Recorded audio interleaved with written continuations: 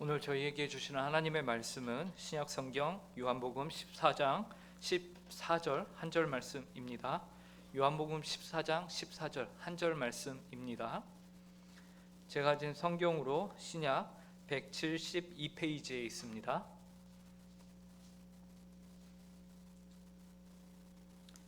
이 시간 저희에게 주시는 하나님의 말씀입니다. 하나님의 말씀을 들으시기 바랍니다. 내 이름으로 무엇이든지 내게 구하면 내가 행하리라. 아멘. 우리는 신용이라는 것을 아주 중요하게 여기는 세상을 살아가고 있습니다.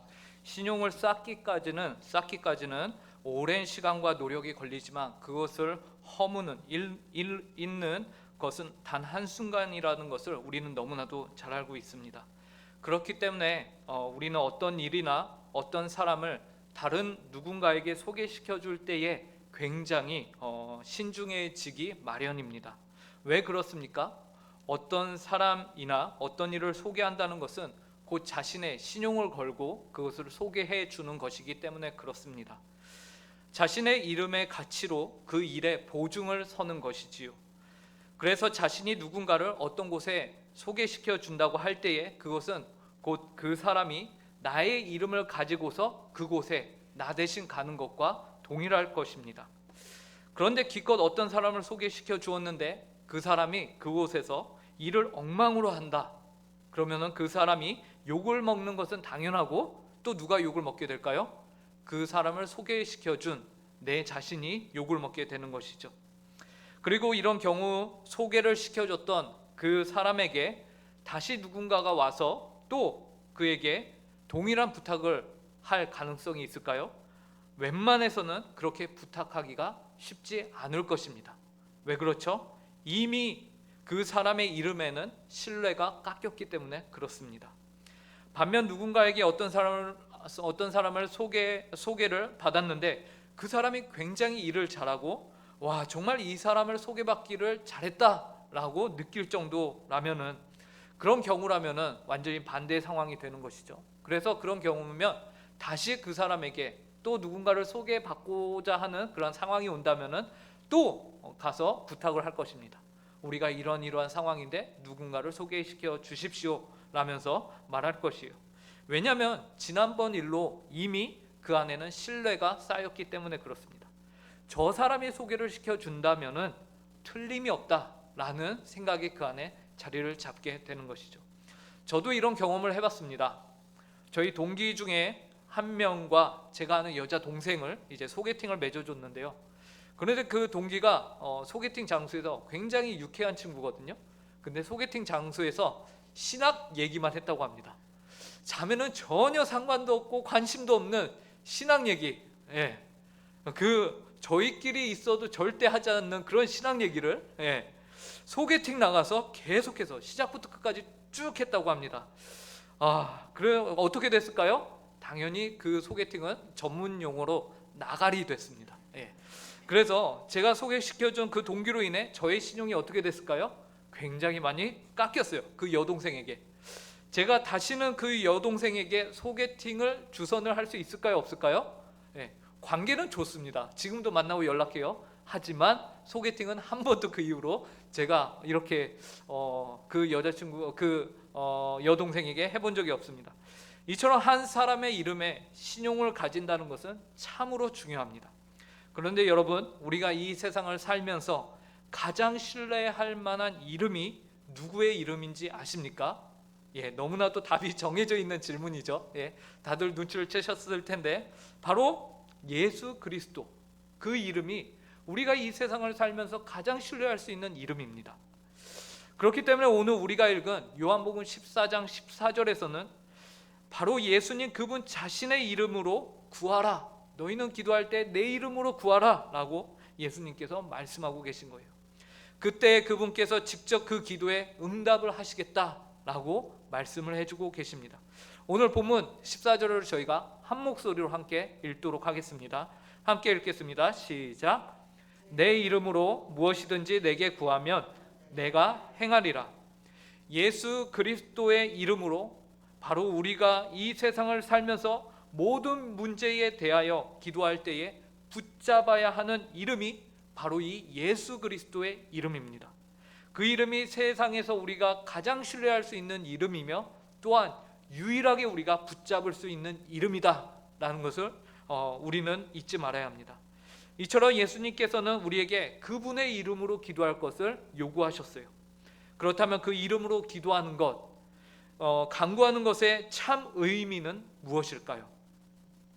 분명히 그분의 이름으로 구하는 것의 의미는 단지 하나님을 내가 원하는 것에 이용한다, 그 이름을 내가 빌려와서 내가 원하는 것을 취한다, 이런 의미가 아닌 것은 우리가 모두 다 잘 알고 있습니다. 그래서 우리가 많이 예를 들고 있죠. 하나님의 이름은 우리가 자판기에 동전을 넣고 내가 원하는 물건을 선택할 때 사용하는 그런 이름이 아니다, 나의 만족을 위해서 사용하는 그런 이름이 아니다라는 것을 우리가 너무나도 잘 알고 있습니다. 그렇다면 우리가 이렇게 아닌 것은 아는데, 그렇다면 우리는 예수 그리스도의 이름으로 우리가 간구하는 그 참 의미는 무엇일까? 우리 안에 정의를 내리고 우리 안에 그 참 의미를 가지고 있어야 할 필요가 있습니다. 우리는 그분의 이름을 어떻게 불러야 하는 것일까요? 그 이름이 갖는 참 의미는 무엇일까요? 우리가 예수님의 이름으로 기도하는 것이 갖는 의미를 총 3가지로 정리를 해볼 수 있겠습니다. 첫 번째로 우리가 예수님의 이름으로 기도한다라는 것은 우리가 하나님께로 나아간다라는 것을 의미합니다. 예수님의 이름으로 우리가 기도할 때 우리는 하나님께로 나아갈 수 있습니다. 우리가 예수님의 이름을 의지하지 않고서는 반대로 하나님께 나아갈 수 없음을 의미하는 것이죠.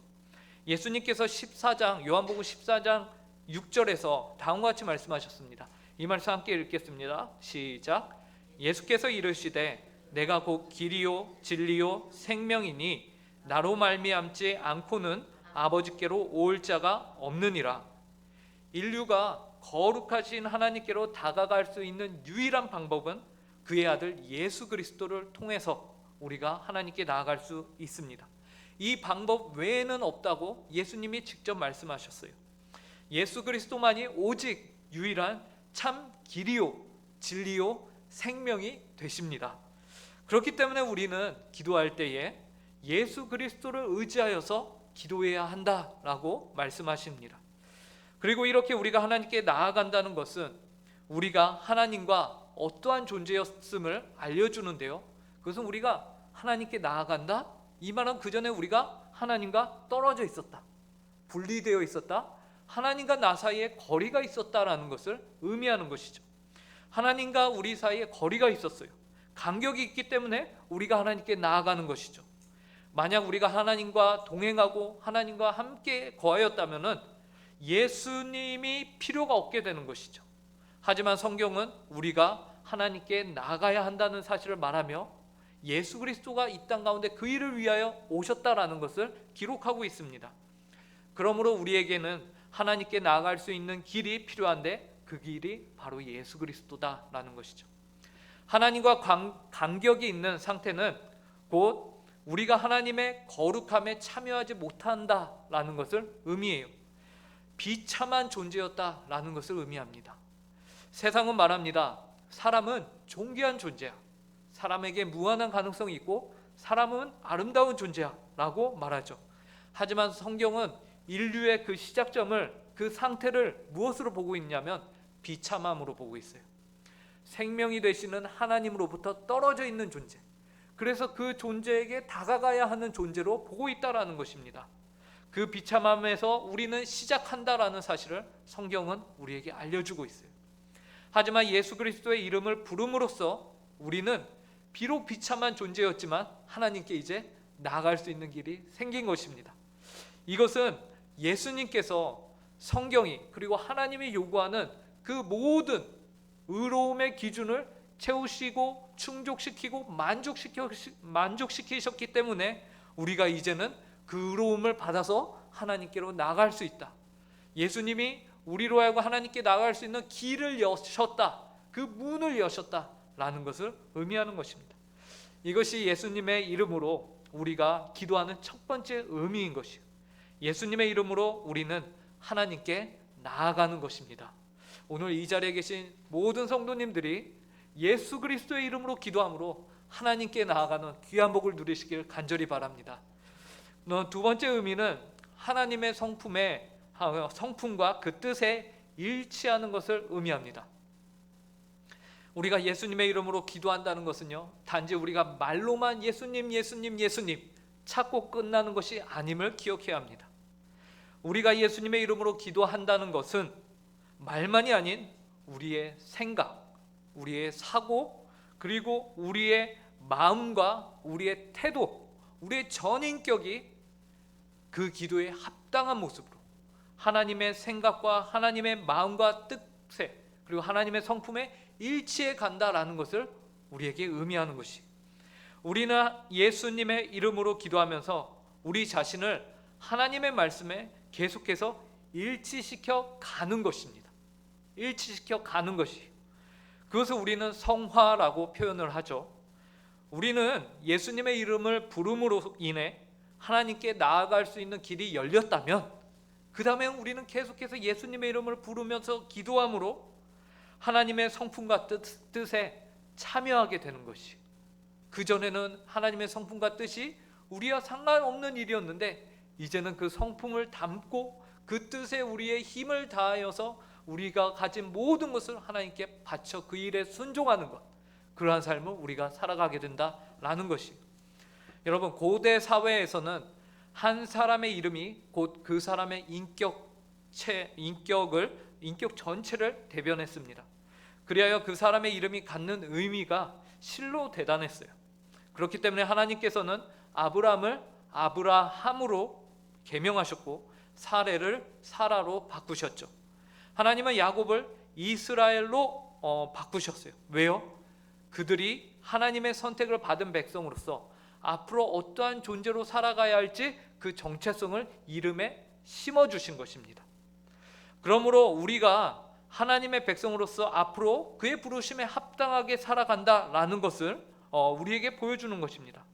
우리가 예수 그리스도의 이름으로 기도를 한다는 것은 이처럼 단순히 말로만 부르는 것이 아니라 우리의 인격이 전인격적으로 누구를 닮아가는 것이냐?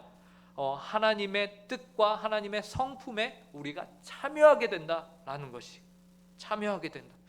여기에서 일치를 시키는 것입니다.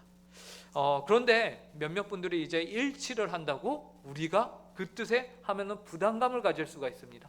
근데 중요한 것은 이 땅에서 우리가 조금도 흐트러짐 없이 그 삶이 온전히 붙잡혀 산다, 그것을 말하는 것이 아닙니다. 하지만 우리가 잘 알다시피 우리는 이 세상에서 그렇게 살 수 없어요. 그러한 일은 언제 이루어집니까? 예수 그리스도가 다시 이 땅 가운데 오셔서 재림하시는 날에, 그때 우리가 영화롭게 되고 진정한 영화를 누리게 되는 거지, 그 전까지는 우리는 연약한 존재요, 계속해서 성화의 길을 가는 것입니다.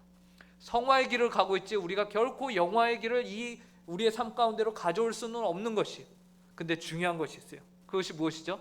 계속해서 하나님의 성품과 뜻에 나 자신을 복종시키며 그 하나님의 성품과 뜻에 우리의 삶이 푹 빠져 지내는 것입니다. 때로는 쓰러질 수 있습니다. 그러나 중요한 것은 무엇입니까? 말씀과 성령님이 우리 가운데 그것은 잘못됐잖아 라고 가르쳐 주실 때 회개하고 돌아서느냐 아니냐, 그 차이인 것이죠.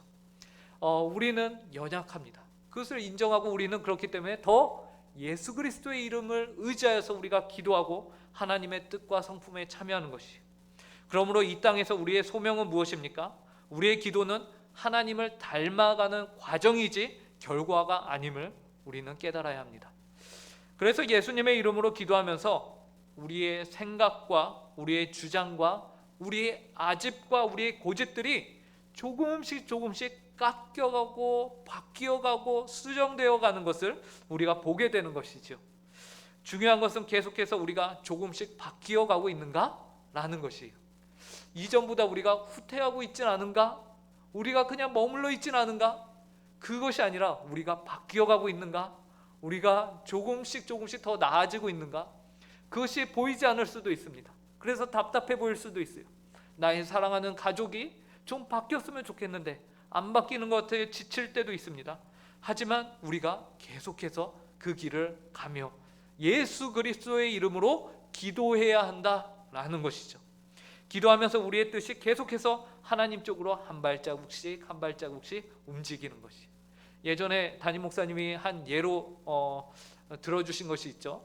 이렇게 부임을 하여서 뭔가 이렇게 교회 위치를 보면서 바꾸고 싶은데, 피아노 위치를 바꾸고 싶은데 한 번에 여기서 오르간 자리를 옮기면 티가 나잖아요. 그러니까 어떻게 하라고 하셨죠? 한 주일에 1cm씩만 옮기면은 언젠가는 아무도 모르게 이것이 옮길 수 있다라는 것이죠. 급격한 변화는요, 오히려 우리 가운데 불협화음을 만들 수도 있습니다. 하지만 우리가 꾸준히 바뀌어갈 때 멈추지만 않는다면 하나님은 우리를 지켜주시며 우리 가운데 은혜를 허락하십니다. 이것이 중요합니다. 우리는 예수님의 이름으로 기도하면서 하나님과 성품에 날마다 참여한다라는 것이죠. 자, 세 번째 의미는요, 예수님의 이름을 널리 전하는 것입니다. 우리가 예수님의 이름으로 기도한다는 것은 그분의 이름을 널리 전파하는 것을 궁극적인 목적으로 여기는 것이에요. 오늘 우리가 읽은 본문 바로 앞에 13절에서 다음과 같이 말합니다. 이 말씀 저희가 함께 읽어보도록 하겠습니다. 시작. 너희가 내 이름으로 무엇을 구하든지 내가 행하리니 이는 아버지로 하여금 아들로 말미암아 영광을 받으시게 하려 함이라. 우리의 기도는 우리 스스로의 영광을 취할 수 없습니다. 그래서는 절대 안 되죠. 그리고 우리 자신의 행복 추구가 그 궁극적인 목적이 되어서도 안 됩니다. 우리가 예수 그리스도의 이름으로 구하는 것은 궁극적으로 누구를 위함이냐? 그분의 이름을 구하는 것입니다. 그리하여 내가 행할 것이니 이는 아버지로 하여금 주님께서는 그분의 이름을 구하라. 너희가 나의 이름으로 구하라. 그리하면 내가 행할 것이니 이는 아버지로 하여금 아들로 말미암아 영광을 받으시게 하려 함이니라 라고 말씀하고 계시죠. 예수님의 이름으로 간구하는 기도의 궁극적인 목적이 바로 하나님의 영광이라는 사실을 우리에게 밝히 보여주고 계십니다. 즉 예수님의 이름이 높임을 받으며 아직 예수님을 알지 못하는 이들에게 예수님의 이름으로 기도하는 우리의 기도를 통해서 그 열매들을 통해서 예수님이 증거가 되며 널리 전파되어야 하는 것, 이것이 바로 우리가 예수님의 이름으로 기도하는 목적입니다. 이를 위하여 우리는 마땅히 예수 그리스도의 이름으로 기도해야 합니다.